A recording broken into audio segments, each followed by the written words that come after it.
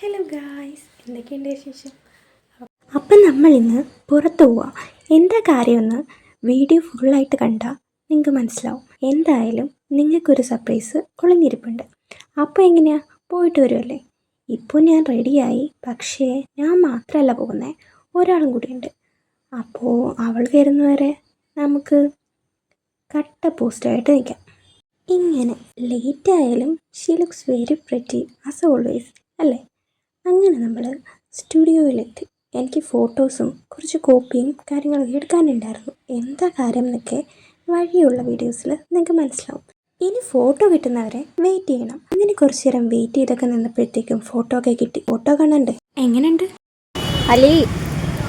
ഇന്ന് നിന്റെ കാത് കുത്താൻ കണ്ടോട്ടെ. അതൊക്കെ കിട്ടിയിട്ടുണ്ട്. ഏറെ കാത് കുത്താം. ഫ്ലാഷ് ബാക്ക് പറയാം. 2-3 ആഴ്ച മുമ്പ് എൻ്റെ ബെസ്റ്റ് ഫ്രണ്ടിനെ മീറ്റ് ചെയ്യാൻ പോയപ്പോൾ അവൾ സെക്കൻഡ് സ്റ്റാർട്ട് അടിച്ചിട്ട് 10-15 മിനിറ്റേ ആയിട്ടുണ്ടായിരുന്നുള്ളൂ.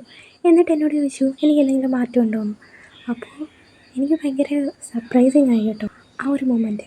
അപ്പോൾ നമ്മുടെ ക്ലോസ് സർക്കിളിലൊക്കെ വരുന്ന ആരെങ്കിലുമൊക്കെ എന്തെങ്കിലും ചെയ്താൽ നമ്മളത് ഇൻസ്പയർ ചെയ്യും. അപ്പോൾ നമുക്കും ആഗ്രഹമുള്ളൊരു കാര്യമാകുമ്പോൾ അവരോട് കൂടുതൽ അന്വേഷിച്ച് അത് ചെയ്യാനുള്ളൊരു ടെൻഡൻസി കൂടും. പിന്നെ വീട്ടിലായാലും ഞാൻ എന്ത് പറഞ്ഞാലും ഇത്രയും സപ്പോർട്ട് ചെയ്യുന്ന ഒരു ഫാമിലി എനിക്കുണ്ട്.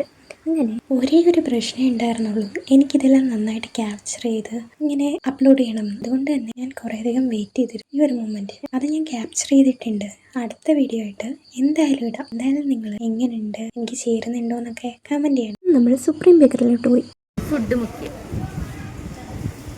മഴയായതുകൊണ്ട് ചായയും സ്നാക്സും കഴിച്ചത്. നമ്മൾ അലിയുടെ കാത് എന്നാ ചുമന്ന് നടക്കുന്നുണ്ട്. അപ്പുറത്ത്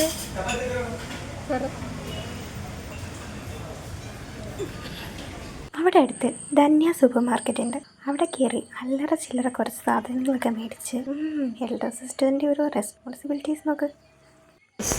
എൻ്റെ അനിയത്തി എന്നോട് പറയുന്നു എനിക്കൊരു ചെറിയ പ്രശ്നമുണ്ടെന്ന്. ഈ സെക്ഷൻ കണ്ടാൽ ചിലപ്പോൾ നിങ്ങളാണെങ്കിലും നിങ്ങൾ ഇങ്ങനെ അഡിക്റ്റ് ആയിരിക്കും. കാരണം ഈ കമ്മൽ ഭ്രാന്തെന്ന് വെച്ചാൽ അതൊരു തരം ഒരിതാണ്. പക്ഷെ നിങ്ങൾ കണ്ടോ, എല്ലാം കഴിഞ്ഞ് ബസ് കാത്തിരിക്കുകയാണ് കേട്ടോ. ആ ബസ് സ്റ്റോപ്പ് എന്തോ കുറേയധികം നൊസ്റ്റാൾജിയ ഉള്ളൊരു ബസ് സ്റ്റോപ്പാണ്. വീട് എത്തുന്നവരെയും ഡിസ്കഷൻ ഇത് തന്നെയായിരുന്നു. എങ്ങനെയുണ്ട്, കുഴപ്പമൊന്നുമില്ലല്ലോ, കാണാനൊക്കെ പറ്റുന്നുണ്ടോ, ഇത് എല്ലാവർക്കും വിസിബിളാണോ, കുറേ ആഗ്രഹിച്ചൊക്കെ ചെയ്യുമ്പോൾ അതിൻ്റേതായിട്ടുള്ള എക്സൈറ്റ്മെൻറ്റ് കാണും. ഇതിനി വീട്ടിലെത്തി എല്ലാവരെയും കാണിക്കും, അതിലേറെ സന്തോഷമുണ്ടാകും. അത് മാത്രമല്ല, നമ്മുടെ ആഗ്രഹങ്ങൾ നടക്കാൻ നമ്മുടെ കൂടെ നിൽക്കുന്നവർ, അവരോട് നമ്മൾ ഭയങ്കര ഗ്രേറ്റ്ഫുൾ ആയിരിക്കും അല്ലേ. അത് കഴിഞ്ഞ് അനിയത്തെയും കൊണ്ടുവന്ന് അക്ഷയയിലൊക്കെ പോയി, പിന്നെ തിരിച്ച് വീട്ടിലേക്ക്. അപ്പോൾ അടുത്ത വീഡിയോ ഉടനെ വരും. Tata, bye bye, see U.